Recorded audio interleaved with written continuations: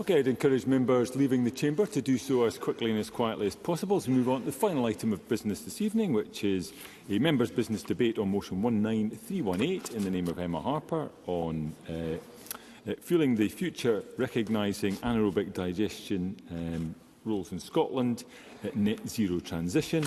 The debate will be concluded without any questions being put. I'd invite members wishing to participate to press the request to speak buttons.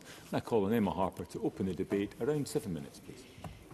Thank you, Presiding Officer. First, I would like to wish you and members a Happy New Year and welcome back following recess. I also would like to thank the Anaerobic Digestion and Bioresources Association for their briefing and for the work with me on many occasions ahead of this debate. Their expertise has been invaluable. I'm pleased to lead this members' debate, which recognises the significant contribution that anaerobic digestion and biogas can make to Scotland's transition to net zero. And given the huge role that agriculture plays in my South Scotland region, 48% of Scotland's dairy herd is in the South West, the potential for AD to make a difference in communities across the South and throughout rural Scotland is bigger and transformational for those communities. It is interesting that not a single Conservative member supported this completely apolitical motion, Presiding Officer, members who represent people in rural areas as well. Anaerobic digestion, AD, is a proven technology. It takes organic material such as food waste, agricultural residues such as slurry and distillery byproducts and breaks it down in the absence of oxygen. That's the only time, Presiding Officer, that I will talk slurry in this debate this evening. The process of anaerobic digestion produces biogas and biomethane, a direct substitute for fossil gas, and a nutrient-rich digestate that can be used as sustainable fertiliser, and heat is also a co-product as well. In short, anaerobic digestion supports a circular economy, turning waste into energy and valuable resources.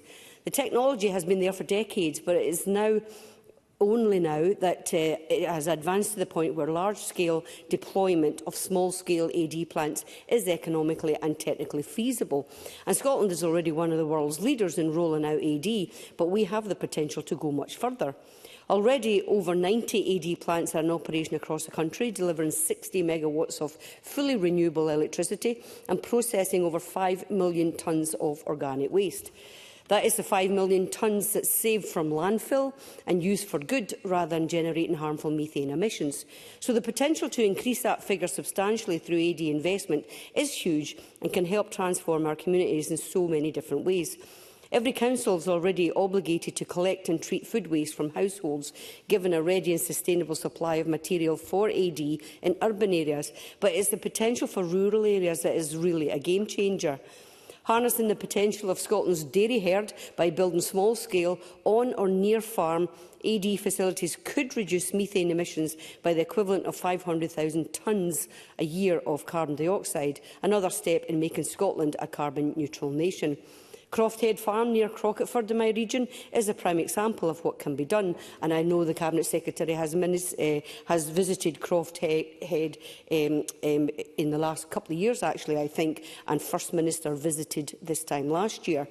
They're working hard with industry-leading carbon removers to install a facility capable of processing up to 100,000 tonnes of waste a year, producing 8 megawatts of electricity and returning fertiliser as the primary byproduct.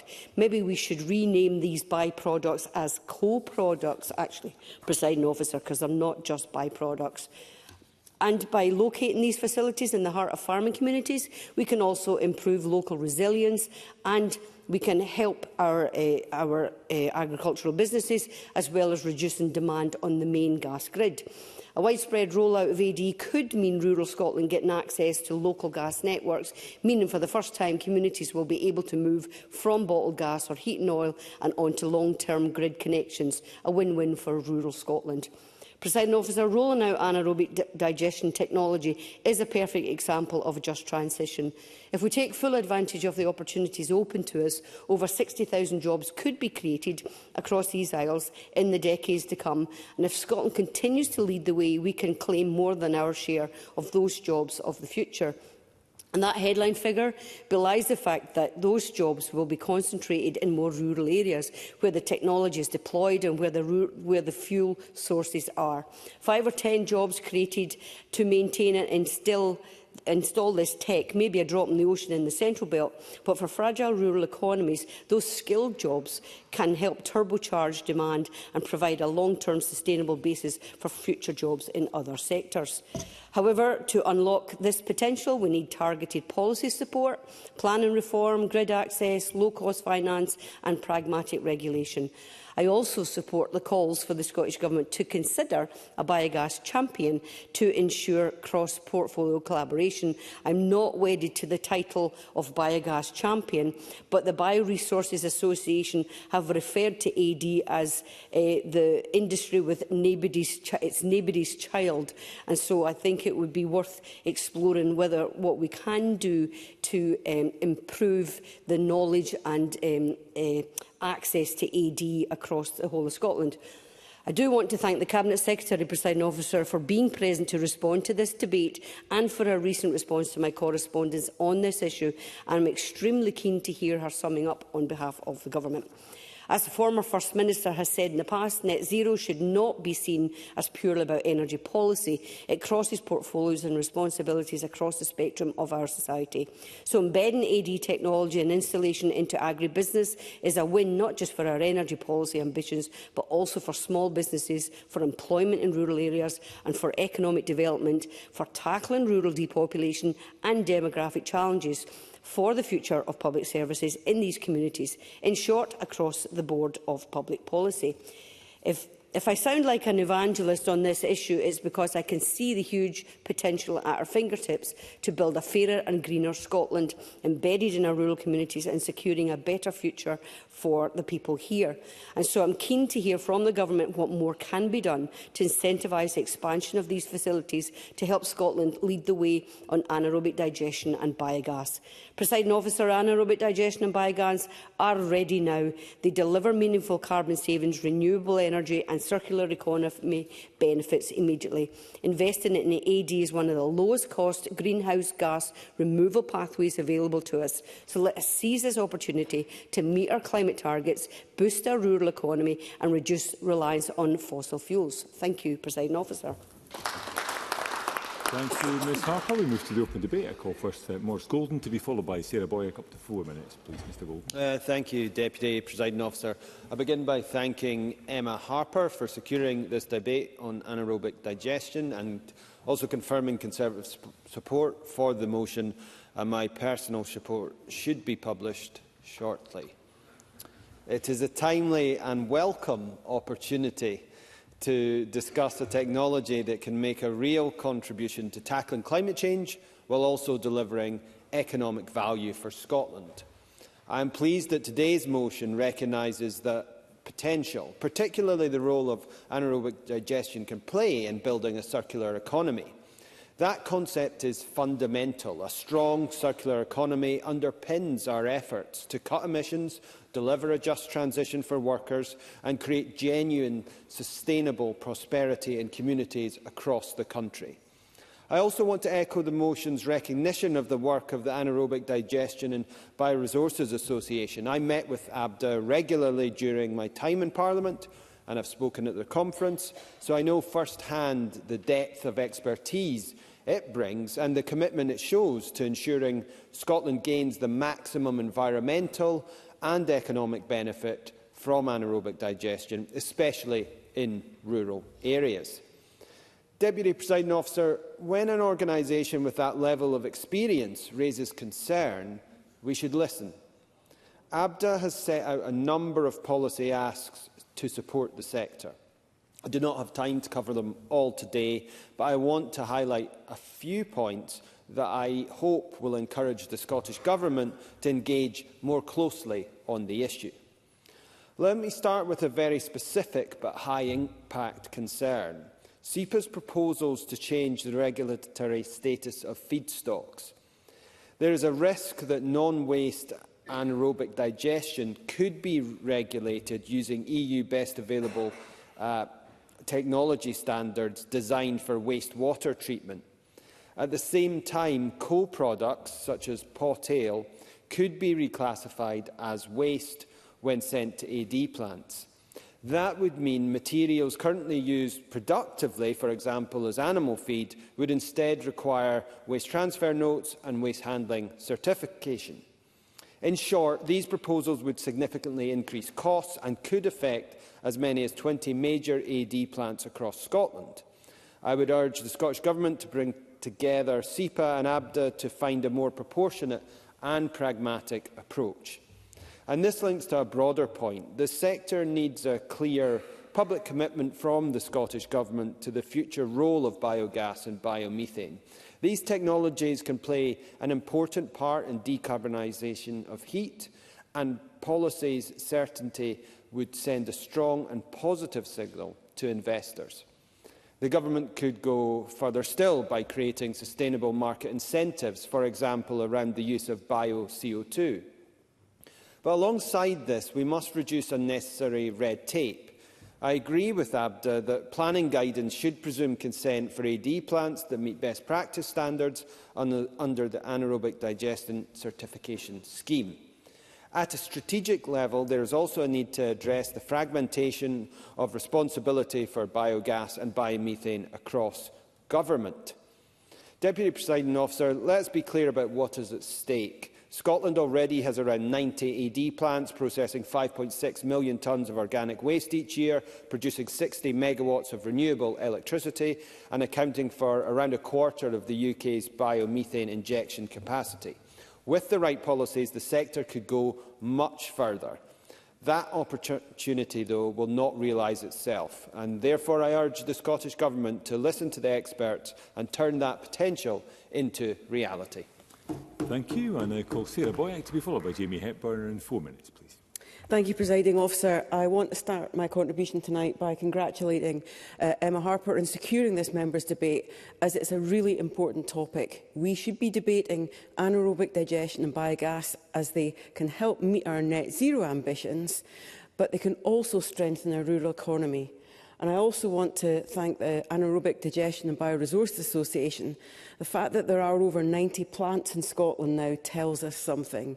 And we can see the success of AD here in the Lothians. Facilities such as the Miller Hill plant are taking food waste from households and businesses, turning it into renewable gas and nutrient-rich digestate, cutting emissions and supporting local agriculture. And going forward, the plant is going to be heating over 3,000 homes in Shawfair through a local heat network. And it will save about 2,500 tonnes of CO2, the equivalent of taking 1,200 cars off our roads. So there is a solution. We've also got the Bangley Quarry AD plant near Haddington that my colleagues Martin Whitfield and Douglas Alexander recently visited. Jobs, opportunities and environmental benefits. That really is an opportunity that we should not be missing. And instead of allowing methane to escape from manures, from slurries and food waste, AD captures it, turns it into a clean, usable energy source. It transforms a climate liability into a climate solution. So we should be doing more of this. And it's the kind of dual benefit. I won't, and I should apologise because I would like to dash off after my speech because I'm hosting an event that starts in about 3 minutes, although I know it won't start, Presiding Officer, until we've finished the debate. We need to be doing more to champion this tech. Looking ahead, biogas and upgraded biomethane could play a growing role in transport, particularly for heavy vehicles, agricultural machinery, and if we were to produce sustainable aviation fuel at Grangemouth, then captured bio-CO2 could support the production of SAF in Scotland. That would be a big step forward. For farmers, as Emma has already mentioned tonight, AD offers real, tangible benefits. And I think at a time when fertiliser prices have been volatile and environmental standards are rightly rising, digestate gives farmers a stable homegrown alternative. It's also about energy security and rural resilience. Biomethane can be used for heat, transport, industry and dispatchable power. So as we focus on tackling our climate emissions, we need to be focusing more on anaerobic digestion. That means We need to think about separating different types of waste and collecting it so that food waste, for example, can be utilised effectively. The UK Methane Action Plan also stresses that methane reduction must go hand in hand with profitable farming and strong rural economies. And I think AD is one of the few technologies that can deliver on all fronts at once. And that's why I think the call in the motion this evening from Emma Harper for having a champion in the Scottish Government would be a really good way forward. The UK Government has done that. They've got a global methane pledge champion. In Scotland, a dedicated biogas champion would help ensure that agriculture, waste, heat, energy and environmental policies are aligned, that we tackle the challenges that were raised by Maurice Golden. Presiding Officer, we need to unlock the full potential of this sector. We've got the natural resources, the rural expertise and the climate ambition to lead the way on anaerobic digestion and biogas. It's exactly the kind of practical, scalable solution that we should be championing in Scotland. So I look forward to reading the official report afterwards, apologise to colleagues that may be speaking after me, and thank everyone for taking part in this key debate. Thank you, Presiding Officer. Thank you. I now call Jamie Hepburn. Around 4 minutes, Mr Hepburn. Thank you, President Officer. I'll look to stick to time so as not to delay Ms Boyack's event too much. But can I join with her and thanking Emma Harper for bringing forward this debate, and can I commend the terms of her motion, which rightly set out the significant contribution that anaerobic digestion and biogas can make to Scotland's journey to net zero, whilst also making a real contribution and strengthening local economies as well. I was keen to speak in this debate from my own constituency perspective. In Cumbernauld there are in fact two anaerobic digestion facilities, one at the Ward Park Industrial Estate, the other one at Deerdykes. Emma Harper rightly described Scotland as a world leader in anaerobic digestion. I'm very pleased to say my area has been a leader in Scotland. Cumbernauld South has been at the forefront of developing this technology in Scotland. Deerdykes was the first large-scale biogas plant in Scotland, opening in 2010, and in its first decade of operation it processed over 150,000 tonnes of food waste. And in 2022 it passed another milestone, having generated 50 gigawatt hours of energy since its opening, the annual energy use of some 13,500 homes. The facility was built by Scottish Water Horizons, and of course they are a subsidiary of Scottish Water, operating on a commercial basis, but nonetheless being a subsidiary of a public sector agency. It is a reminder that the public sector can be involved in this process. They have, however, recently sold the facility to new owners who will operate as Deerdykes Bioenergy, who are now looking to significantly expand the operation to provide 100 gigawatt hours of energy each year, providing the annual gas supply for 8,000 homes, 10% of the biomethane currently used in Scotland. And this expansion would see new operations commence in 2027, cutting greenhouse gas emissions and improving the circularity of industry in Scotland. So I very much welcome the plans they have. That makes a very positive contribution to our climate ambitions and also to the economy in my area. The sale of the facility from what was essentially public to private hands does raise some questions, though, about the ongoing role of the public sector investing in facilities of this nature. It would be useful to know from the Cabinet Secretary, in closing perhaps, what the Government's perspective is on whether a mixed approach of the private sector and the public sector investing in this area is something that it sees as the Government sees as being worthwhile. The other site in my area, Energy Biogas, is actually adjacent to my constituency office in Ward Park. They began receiving food waste in 2011 and are now supplying 100 Scottish farms covering over 100,000 hectares of land with biofertiliser, as well as producing renewable gas and electricity. Again, it's been welcome that there's been such a facility locally, providing employment opportunities and again contributing positively to our net zero challenges. But I should say, in its early days, and this speaks to some of the challenges that will occasionally be faced as the sector grows. In its early days, there were some teething problems. For some time, nearby residents would complain of being impacted by noxious odour release, which understandably generated a significant number of complaints and necessitated the involvement of SEPA. To the company's credit, they took the necessary step to make improvements. That does seem to have resolved the issue, but it does raise questions about where facilities like this should be located, something I suppose Emma Harper was pointing to in a different context in relation to new facility being located near to the source of material being used, farms in the case that she was positing, but perhaps there's a wider question about where the facilities should be located, and in planning for an increased number of anaerobic digestion facilities, adding to the 90-odd existing sites in Scotland, something I do believe it should happen, something I do think is necessary. How might that question of where they should be located be factored in so there is reduced impact on nearby residents? But let me close, Presiding Officer, by saying that as we move forward, I do echo the calls for further investment in this sector, for support for this sector. With the right support, it can help deliver net zero, it can help deliver energy security, it can help deliver a just transition for communities in Scotland, and it can also help generate job opportunities and stimulate local economy as well. Thank you very much. Thank you very much. I now invite Gillian Martin to respond to the debate. Cabinet Secretary in 7 minutes.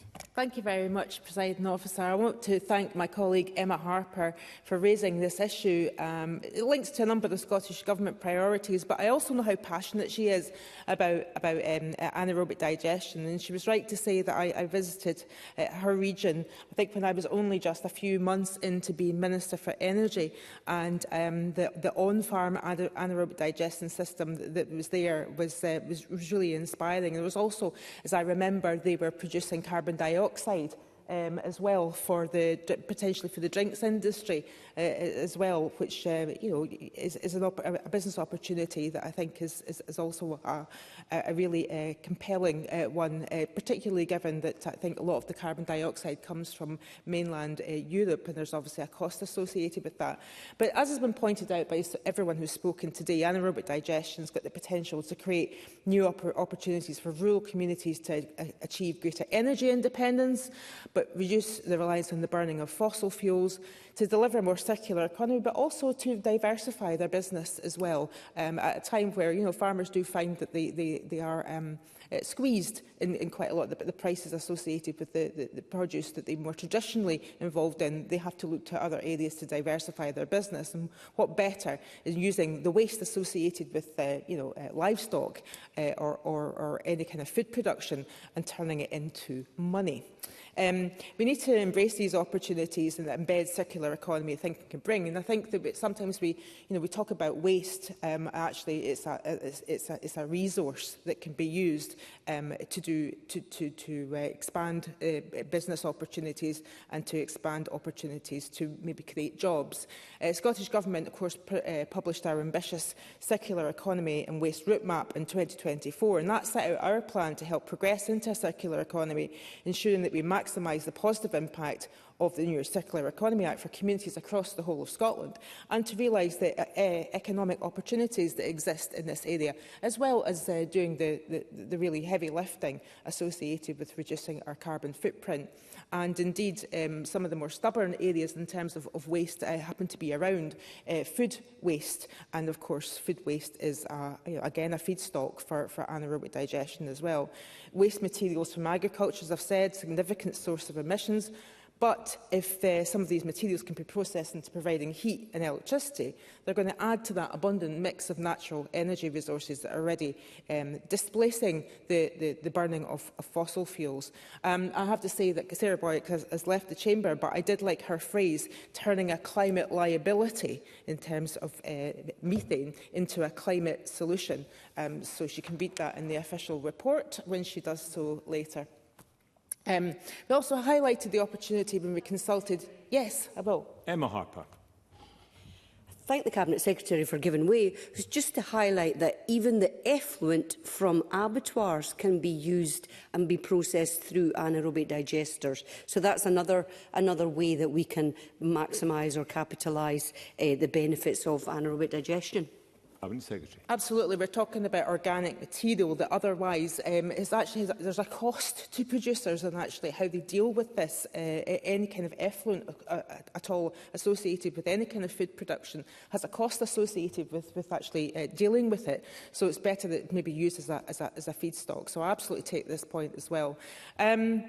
There are barriers, of course, and they've been mentioned, some of the barriers to anaerobic digestion schemes. UK Government's Green Gas Support Scheme has incentivised larger-scale anaerobic digestion plants, and I think that's a really positive step. These larger anaerobic digestion plants will have access to feed into the gas grid, and that's hugely welcome. But in Scotland, there are a lot of resources that could be suitable for processing in plants operating at a smaller scale, located in rural locations and farms and distilleries. And we know it's difficult for farms to justify the investment in the required plants. So I think we maybe have to look beyond the large-scale anaerobic digestion plants and see how we can get a little bit more movement for the smaller ones. I also want to mention that obviously I met ABDA in my constituency, but in a ministerial capacity. They invited me along to the headquarters of Brewdog, which I know very well. It's in Ellon in my constituency, and they have got an anaerobic digestion plant which takes a lot of their water, effluent and waste from the brewing production that they do there. And indeed, I also met with some local farmers that came along, and they came along to talk to me about how they want to have more of their colleagues taking up the mantle and producing small anaerobic digestions as well. And they really wanted to spread the message that it is a good idea for farmers to do that. And we're highlighting some of the barriers. And I know the barrier that Maurice Golden mentioned there about the categorisation of waste, and I'm open to looking at that. I mean, when we have got regulations in place that have maybe been in place for quite a while, we don't want them to stand in the way of innovation. We don't want them to have unintended consequences. So I'm happy to talk to the regulator around that and just see what if there's any recalibration that we can do in there to make sure that we're not putting unnecessary red tape in place that's not having a negative impact necessarily if we recategorise that waste. But I'll take Douglas Lumsden. Douglas Lumsden. Thank you. And can I just ask if anaerobic digestion will form part of the energy strategy, and if so, when we will see that strategy? Well, it's the greatest hits of Douglas Lumsden for 2026, the same as 2025. And I was actually talking to ABDA about making sure that in the climate change plan, because at the point at which I met them, the climate change plan hadn't been published, and they were very keen that it was mentioned in the climate change plan, and hopefully they'll have read that by now. I made sure that there was mention of it, because it is, Sarah Boyack says, it's an opportunity as well to reduce our emissions associated with any kind of waste and food production and also animal waste, but it's also an economic development opportunity as well. So I was pleased to meet with ABDA representatives and pleased to meet with my colleagues at Brewdog as well, and some of the farming colleagues that were there. I would encourage anyone that's considering investing in an anaerobic digestion plant, notwithstanding some of the issues that Maurice Golden mentioned there, don't be put off by that. I mean, engage with SEPA and Zero Waste Scotland at the earliest opportunity, because their expert advice can help shape the most resource-efficient and successful projects. And the Scottish Government also provides interest-free loans through Business Energy Scotland. Farms can apply up to £100,000 towards an AD system with combined heat and power, and they can also provide advice as well to deliver more energy-efficient low-carbon solutions. But I'm glad this has been raised in the Chamber. I was very pleased to hear of the plants in Cumbernauld and Kilsyth that were mentioned by Jamie Hepburn as well. I mean, 8,000 homes. Biogas for 8,000 homes is not to be sneezed at, and I look forward to maybe being able to come to Mr Hepburn's constituency and see how that is rolled out more. And also the numbers that he quoted on tackling food waste are very, very important. As I say, this is a stubborn type of waste that we're maybe just not, in fact, there's no maybe about it, we're not meeting the targets that we have for food waste. And of course, food waste is also a feedstock that we should be using. I think the public sector, in answer to I think the question that Jamie Hepburn was asking, the public sector should be decarbonising more, and perhaps we'll see more local authorities see seizing the opportunity of anaerobic digestion plants, maybe as part of the circular economy work that they're doing, where that might be unlocked by the producer levy funding that is coming to them as well. But anyway, in the conclusion, Presiding Officer, I want to thank Emma Harper. I think that she's already a champion for anaerobic digestion, but I'll reflect on the asks that she has around the government as well. Thank you. Thank you, Cabinet Secretary. That concludes the debate, and I close this meeting of Parliament.